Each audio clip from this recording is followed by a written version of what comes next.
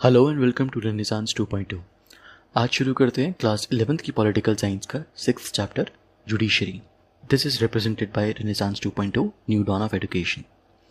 हमने पिछले कुछ चैप्टर्स में देखा कि हमारी कोर्ट सिस्टम को ही जुडिशरी कहते हैं, तो अब इस चैप्टर को डिटेल में समझते हैं। सबसे पहले है कि why do we need an independent judiciary, यानी हमें एक फ्री कोर्ट सिस्टम क्यों चाहिए। तो हमारे कोर्ट्स का काम है एग्जीक्यूटिव और लेजिस्लेचर पे नज़र रखना कि कहीं वो अपनी पावर्स का गलत इस्तेमाल नहीं करें। अब अगर कोर्ट्स एग्जीक्यूटिव या लेजिस्लेचर पे डिपेंडेंट होंगे तो वो खुल के अपना काम नहीं कर पाएंगे। ये था पहला रीज़न। अगला पॉइंट है कि अगर किसी इंसान का फंडामेंटल राइट वायलेट होता है तो उसे सीधा सुप्रीम कोर्ट जाने का हक है, और अगर कोर्ट को किसी ऐसे इंसान की बात सुननी है जो खुद एग्जीक्यूटिव या लेजिस्लेचर के खिलाफ केस लेके आ रहा है, तो जुडिशरी का इंडिपेंडेंट होना बहुत ज़रूरी है, तभी वो फ्री होकर डिसीजन ले पाएंगे। ठीक। और फाइनली कोर्ट्स का काम है रूल ऑफ लॉ मेंटेन रखना, यानी कॉन्स्टिट्यूशन की सुप्रीमेसी बनाए रखना, ताकि कोई इंसान या ग्रुप अपना रूल ना लागू करे। अब हम बोलते हैं कि जुडिशरी इंडिपेंडेंट होना चाहिए, तो उससे क्या मतलब है, किस इंडिपेंडेंस की बात कर रहे हैं हम। तो जुडिशरी के काम में एग्जीक्यूटिव या लेजिस्लेचर किसी भी तरह की दखलंदाजी या ऑब्स्टिकल नहीं डालेंगे। दूसरा, वो जुडिशरी को अपना काम करने से नहीं रोकेंगे। और तीसरा, जजेस निडर होकर अपनी ड्यूटी करेंगे। पर जब हम इंडिपेंडेंस की बात कर रहे हैं तो इसका मतलब ये नहीं है कि जुडिशरी किसी को भी अकाउंटेबल या आंसरेबल नहीं है। क्योंकि इंडिया एक डेमोक्रेटिक देश है तो यहाँ जुडिशरी कॉन्स्टिट्यूशन को अकाउंटेबल है। अब बात करते हैं जुडिशरी को ये इंडिपेंडेंस कैसे मिलती है। तो सबसे पहले तो जजेस को अपॉइंट करने में पार्लियामेंट का कोई हाथ नहीं होता। दूसरा, जजेस इलेक्ट होके नहीं आते, वो परमानेंट जॉब में आते हैं और रिटायरमेंट तक काम करते हैं। और अगर जजेस को हटाना भी होता है तो उसका प्रोसीजर बहुत डिफिकल्ट है कॉन्स्टिट्यूशन के अंदर। अगला, जुडिशरी फाइनेंशियली किसी पे भी डिपेंडेंट नहीं है, ना ही एग्जीक्यूटिव पे और ना ही लेजिस्लेचर पे। अगर कोर्ट की बात नहीं सुनी जाती या कोई कोर्ट को डिसओबे करता है तो कोर्ट को उसके खिलाफ कंटेम्प्ट ऑफ कोर्ट का एक्शन लेने की इजाज़त है। और फाइनली, पार्लियामेंट जुडिशरी के काम को डिस्कस नहीं कर सकते सिवाय जब किसी जज के रिमूवल की बात हो रही हो। ठीक। अब देखते हैं कि जजेस कैसे अपॉइंट होते हैं। तो इस टॉपिक पे स्टार्टिंग से ही काफ़ी चर्चा हुई है, बहस हुई है, एंड हमेशा कोई ना कोई पॉलिटिकल कंट्रोवर्सी बनी रही है, क्योंकि prime minister, council of ministers, governor, chief minister और चीफ जस्टिस ऑफ इंडिया सभी जजेस के अपॉइंटमेंट में इन्वॉल्व होते हैं। तो चीफ जस्टिस ऑफ इंडिया के केस में, यानी जो सुप्रीम कोर्ट के सबसे बड़े जज हैं, उनके केस में एक कन्वेंशन बन चुकी है, एक परंपरा बन चुकी है कि सुप्रीम कोर्ट का जो सबसे सीनियर मोस्ट जज होगा वो ही चीफ जस्टिस बनेगा। बट ये परंपरा 2 बार टूटी भी है। कब? 1973 में और 1975 में। तो बाकी जजेस के केस में प्रेसिडेंट उन्हें अपॉइंट करते हैं काउंसिल ऑफ मिनिस्टर की और चीफ जस्टिस ऑफ इंडिया के एडवाइस पे। लेकिन जो नाम सजेस्ट होते हैं वो चीफ जस्टिस सुप्रीम कोर्ट के 4 सीनियर मोस्ट जज के साथ बैठ के तैयार करते हैं, और उनमें से ही प्रेसिडेंट को सिलेक्ट करना होता है। ठीक। अब एक बार इनके रिमूवल का प्रोसेस भी देख लेते हैं। तो इनको हटाने का प्रोसेस बहुत ही डिफिकल्ट है। उन्हें तभी हटाया जा सकता है जब उनके खिलाफ मिसबिहेवियर का एक्शन प्रूव हुआ हो।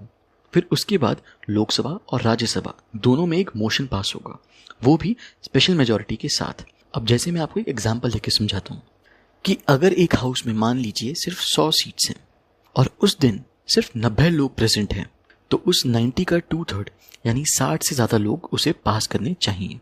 और टोटल हाउस का 50% यानी 100 का 50% कितना हुआ? 50 से ज़्यादा लोग उसे अप्रूव करेंगे, तभी वो मोशन पास माना जाएगा। और ऐसे ही दोनों हाउसेज में जब वो पास हो जाएगा तब एक जज को हटाया जा सकता है। आपको बस इतना याद रखना है कि जजेस को हटाने के लिए दोनों हाउसेज में मोशन पास होना है, और वो भी स्पेशल मेजॉरिटी के साथ। अब स्पेशल मेजॉरिटी के अंदर आपको डिटेल्स याद करने की ज़रूरत नहीं है, बट मैंने आपकी अंडरस्टैंडिंग के लिए आपको यहाँ पे एग्जाम्पल के साथ चीज़ें समझा दी हैं। अब देखते हैं कि इंडिया में जुडिशरी का क्या स्ट्रक्चर होता है। तो इंडिया में हम single integrated judicial system follow करते हैं, यानी सब कोर्ट्स सेम प्रिंसिपल पे काम करेंगे, और सबसे ऊपर होगा सुप्रीम कोर्ट, फिर हाई कोर्ट, फिर डिस्ट्रिक्ट कोर्ट और लास्ट में सबऑर्डिनेट कोर्ट्स। और ये lower courts directly high court के अंडर काम करेंगे। ठीक। तो यहाँ पे सबसे ऊपर है सुप्रीम कोर्ट, जिसके डिसीजंस सबको मानने होते हैं। ये हाई कोर्ट के जजेस को ट्रांसफ़र भी कर सकते हैं, प्लस लोअर कोर्ट से कोई केस अपने पास ले भी सकते हैं। फिर आते हैं हाई कोर्ट, जो हर स्टेट का अपना अलग होता है और इन्हें भी रिट्स इशू करना अलाउड है, जो हमने सेकंड चैप्टर में पढ़ा था। फिर आते हैं डिस्ट्रिक्ट कोर्ट्स, जो एक डिस्ट्रिक्ट के केसेस को देखते हैं, जिसमें सीरियस क्रिमिनल केसेस भी आते हैं। और लास्ट में है सबऑर्डिनेट कोर्ट्स, जो नॉर्मल सिविल और क्रिमिनल केसेस को देखते हैं। अब बात करते हैं कि सुप्रीम कोर्ट किस किस एरिया में काम कर सकता है, उसकी बाउंड्रीज क्या होती हैं। तो सबसे पहला है ओरिजिनल जुरिस्डिक्शन, जिसमें सुप्रीम कोर्ट किसी भी केस को कंसिडर कर सकता है, उन्हें लोअर कोर्ट से परमिशन लेने की जरूरत नहीं है। और इसे ओरिजिनल इसीलिए भी बोला जाता है क्योंकि अकेला सुप्रीम कोर्ट ही है जिसके पास ये पावर है। और सुप्रीम कोर्ट को ये भी पावर है कि वो कॉन्स्टिट्यूशन के हिसाब से सेंट्रल और स्टेट गवर्नमेंट को उनकी पावर्स की लिमिट बता सकता है, या अगर सेंटर और स्टेट्स के बीच में कोई डिस्प्यूट हो जाता है तो उसे भी सेटल कर सकता है। ये पावर सुप्रीम कोर्ट की है, ये जुरिस्डिक्शन सुप्रीम कोर्ट की है और इसे बोलते हैं ओरिजिनल जुरिस्डिक्शन। अगला है रिट जुरिस्डिक्शन, जिसके बारे में हम चैप्टर 2 में अच्छे से बात कर चुके हैं। एक बार क्विकली इसे गो थ्रू कर लेते हैं कि अगर किसी का फंडामेंटल राइट वायलेट होता है तो सुप्रीम कोर्ट अप्रोप्रिएट अथॉरिटी को ऑर्डर इशू करता है, जिसे रिट्स बोलते हैं, जैसे हिबियस कॉर्पस, मैंडेमस एटसेट्रा। फिर आता है एपिलेट जुरिस्डिक्शन, जिसमें अगर कोई इंसान हाई कोर्ट में केस हार जाता है, उसे सुप्रीम कोर्ट में अपना केस ले जाने की अनुमति है, पर यह सुप्रीम कोर्ट के ऊपर है कि उस केस को एंटरटेन करना है या नहीं, यानी एक्सेप्ट करना है या नहीं। और सिमिलरली हाई कोर्ट के पास भी ये पावर है लोअर कोर्ट्स के लिए। लास्ट है एडवाइजरी जुरिस्डिक्शन, यानी अगर प्रेसिडेंट के पास कोई भी ऐसा मैटर आता है जिसमें कॉन्स्टिट्यूशन को समझने की बात आ रही है, तो प्रेसिडेंट उस मैटर पे सुप्रीम कोर्ट की एडवाइस ले सकते हैं, पर ये सुप्रीम कोर्ट की मर्जी है कि एडवाइस देनी है या नहीं। और इसी तरह प्रेसिडेंट की भी मर्जी है कि उस एडवाइस को एक्सेप्ट करना है या नहीं। अब ये फंक्शन क्यों ऐड किया? ताकि अगर गवर्नमेंट को कोई भी लीगल एक्शन लेना है या कोई भी लॉ पास करना है, उससे पहले सुप्रीम कोर्ट का एक सजेशन ले लें, ताकि बाद में कोई बहस ना हो। ठीक, अभी जुडिशियल एक्टिविज्म वर्ड हमने अपनी डेली लाइफ में काफ़ी बार सुना है। तो क्या होता है जुडिशियल एक्टिविज्म?